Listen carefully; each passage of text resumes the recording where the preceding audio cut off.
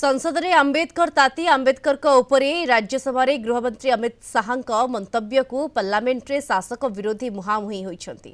धक्का मरामरी पर्यंत कथागला। आंबेडकर को नहीं उभय इंडिया मेंट और बीजेपी सांसद का विरोध प्रदर्शन। अमित शाह क्षमा प्रार्थना और इस्तीफा दाबी संसद परिसर रे हाथ में प्लाकार्ड धरी विरोध प्रदर्शन करुछंती इंडिया मेंटर सांसद। पार्लियामेंट प्रवेश पथ मकरद्वार गेट उपरे इंडिया मेंटर सांसद माने चढ़ी विरोध प्रदर्शन करिसेंती। अन्यपटे बाबा साहेब आंबेडकर को असम्मान एवं लोकों को भ्रमित करुवा अभियोग करी कांग्रेस विरोध में प्रदर्शन करुछंती बीजेपी सांसद। आंबेडकर का उपरे गृहमंत्री अमित शाह टिप्पणी को नहीं गत 2 दिन हेलानी तेजीची राजनीति।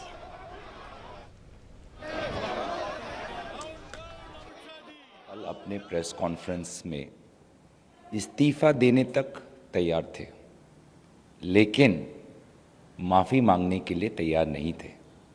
यही उनके घमंड और अहंकार को दर्शाता है। इस घमंड को झुकना पड़ेगा। बाबा साहब के प्रति जो अपमान हुआ कोई सहने नहीं वाला, और बाबा साहब के सामने अमित शाह जी को झुकना पड़ेगा।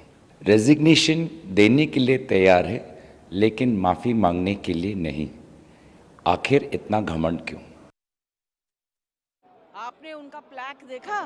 पहले गांधी जी यहाँ थे, पीछे कर दिया। बाबा साहब यहाँ थे, उनको पीछे कर दिया। तो ये तो बताता है कि इनकी मानसिकता कैसी है। जो देश के लीडर्स रहे हैं, जिन्होंने इस देश को आज़ादी दी, कॉन्स्टिट्यूशन दिया, उनको आपने पीछे कर दिया।